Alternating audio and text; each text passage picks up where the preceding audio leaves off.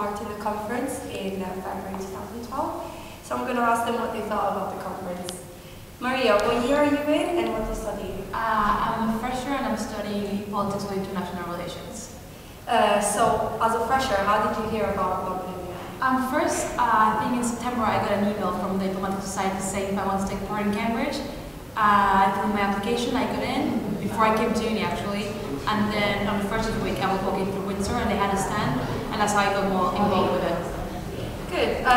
What about you, Lima? What do you do at Holloway? I'm a master's student studying applied social psychology. And how did you hear about London? Same goes with her. I did get an email from the Diplomatic Society regarding the conference. You do applied psychology. Would you advise other students who don't do politics or related subjects to do an MUN? Yeah, definitely, because there's so much to model education than just politics. One thing, I'm interested in politics for sure, but then I think after this experience, this MUN equips an individual with so much that you cannot just say that being a PIR student you are allowed to do, but then students from all the departments will definitely enjoy this. Surprisingly, I've met people from studying aerospace engineering, mechanical engineering, and environmental science. That's true. That's true. Wow. Okay. Lima, what were you expecting from this conference?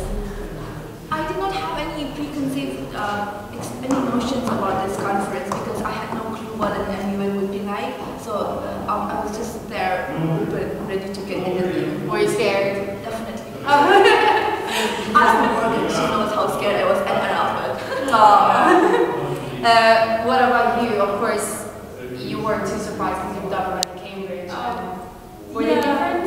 They were really different because Cambridge was like a smaller committee and we were only, Cambridge were like 20 people per committee, here we were 80. So obviously the committee was bigger, we were in a lecture theatre, there were so many people and I got so nervous, I was frightened. The first day, because you start like getting to know people and it's better. What country were you representing in what committee? I was representing Mexico, which is my own country, that was very nice.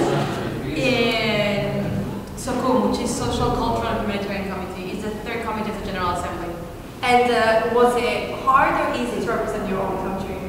It was nice because like you feel your own. I mean, you're very interested in the topic. You're fighting for whatever you really love. You love your nation, you love your country. So it's like you fight more with more passion, I guess.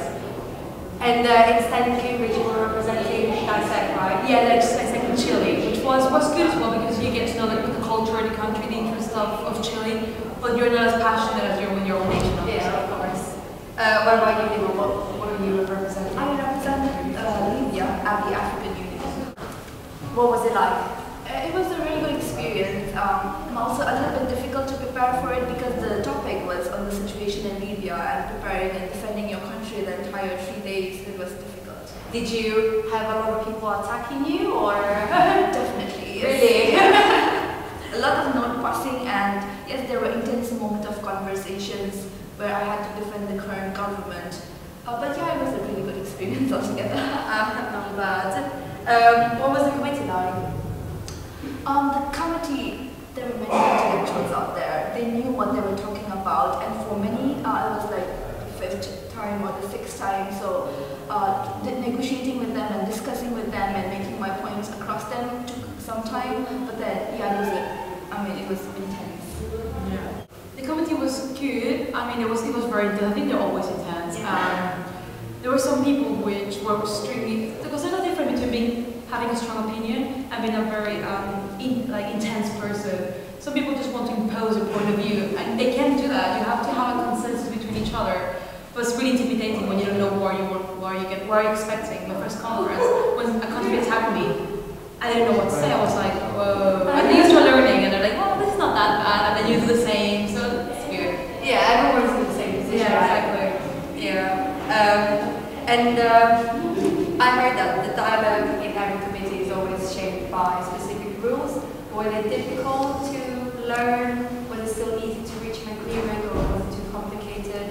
No, it was quite simple. Once you are aware of it, you just get the hang of it and go with the flow. So I don't think that should be a hindrance anyway. What about you? Yeah, they're also pretty straightforward. The all-the calculus is just like basics. But then when you go into voting procedure, that's the hard part. When you actually reach a resolution, you have to, if many countries don't agree with it, you have to amend each part, and you have to vote in each part, and you get really confused. But the chairs always help you. I mean, if you've never done it, chairs always be there for you, and you can ask point of personal privilege, personal information, and they will always help you if you don't know it wrong.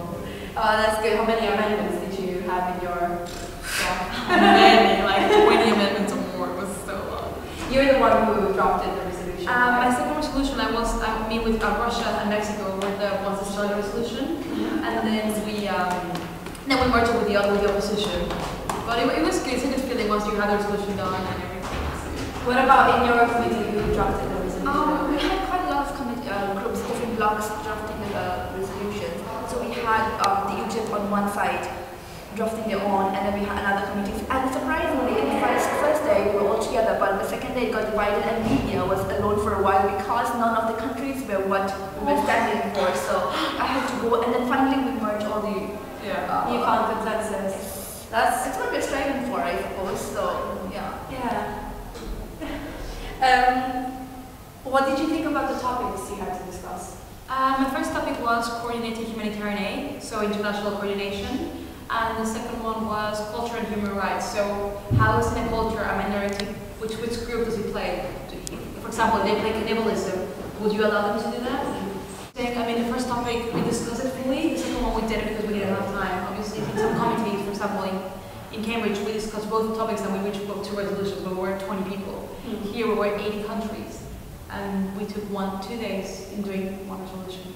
Was it unsatisfying or? It was pretty satisfying because everyone had a say in it. I mean, everyone had their own clause and their own amendment, and I think we were all pretty happy with it. Okay. What about your topics? We had to discuss on the situation of Libya, and the other topic was in Sudan, but then we couldn't discuss much of it, maybe just a session for that.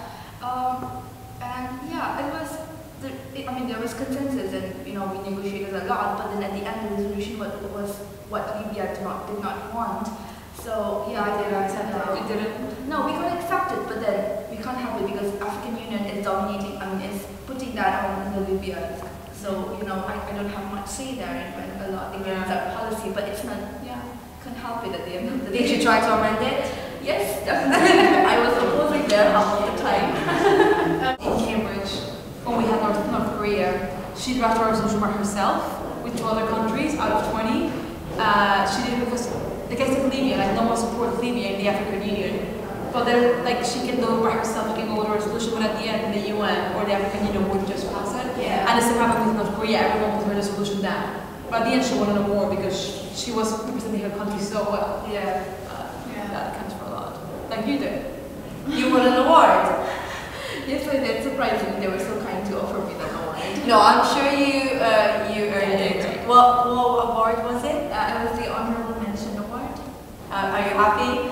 Yes, attending the first MUN and getting an award, it's like a big motivation booster for that. So I think that is drawing me, and getting my attention to participate in more MUN. So Definitely. So were you expecting this award or was it a surprise? It was a surprise. It was a big time surprise. A good surprise. Was that your favorite part of London MUN or was there another part? I love debating. I think putting my point forward and listening to what other people have to say to it, I think that was a really good time. Yes, the entire negotiating and making people understand my country's policies and coming up and drafting a resolution, I think that was the whole fun about the entire. Yeah, definitely. What about for you? What was the best part? I guess it was in the second day. You start drafting a resolution and you start passing notes to everyone, and it's just really exciting to see what's gonna happen, what consensus you're gonna reach. And moderated caucuses as well, when you have to work really fast and you have to think quickly, and you're supposed to include everyone. Well, the countries that have your same position, same point of view. But yeah, I guess that and the open ceremony, both of them were really good. What was the opening ceremony like? We had the Prince of Saudi Arabia to come and talk to us. We had one ambassador as well. Yes, and there were quite a lot of officials from the United Nations. Yes. Oh, from the UK United Nations. Yeah, we Yeah. had seven speakers. That's a lot. But it was really good. I mean, I think the level of conversations were really high and really interesting. I mean, it wasn't the kind of thing when you get bored, you're like, oh my god, what time I'm leaving. It was actually like, yeah, it's just really interesting. I actually want to learn about this. And one good thing about the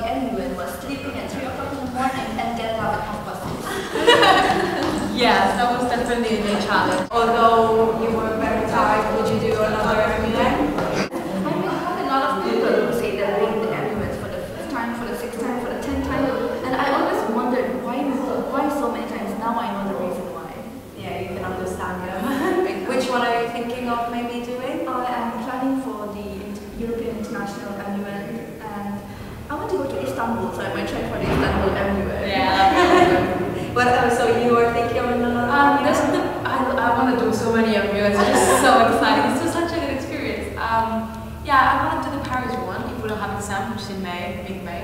And then Istanbul one is in September, and then Oxford is in November, and then Cambridge is in like November. It's sad I won't be around for Oxford and Cambridge. Oh, you have to go back.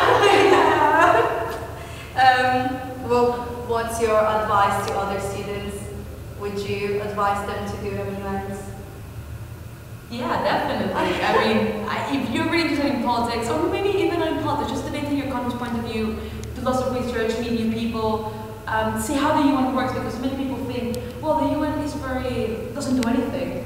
Like, why is the UN there? And you actually get to know why it's so slow, because they have so many different countries with so many different backgrounds. So you actually get an idea of how difficult it is to reach a consensus. Like, it just happened now in Syria. As you said, it took 2 days to reach a resolution on one. Exactly, and for example, in her, Libya was dissatisfied. I mean, Libya didn't like what they agreed with, and that just sometimes happens just by voting. Definitely. Yeah, thank you for your time. It really sounds like you had a good time, and I'm happy you did. Thank you for having us. Yeah. One thing about MUNs, you have to do it, guys. It's just so awesome. You have so much fun. You meet really new people. The social are pretty The good. best part about it is meeting like-minded people, and also it gives us the confidence to speak up in public. So I think more than the politics, more than the information about your own country, it's about meeting people and developing your skills. Yeah, exactly. Even if you represent different countries, you're doing the same thing. Exactly. Yeah. It You gives you want more to do the confidence. same thing. Yeah. So yeah, subscribe.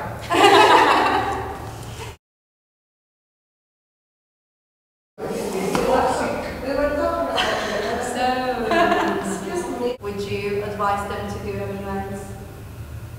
Yeah, definitely.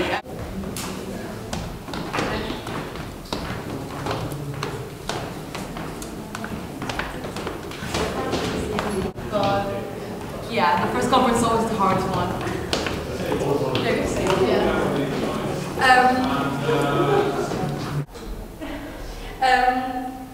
What did you think about the topics you had to discuss? So,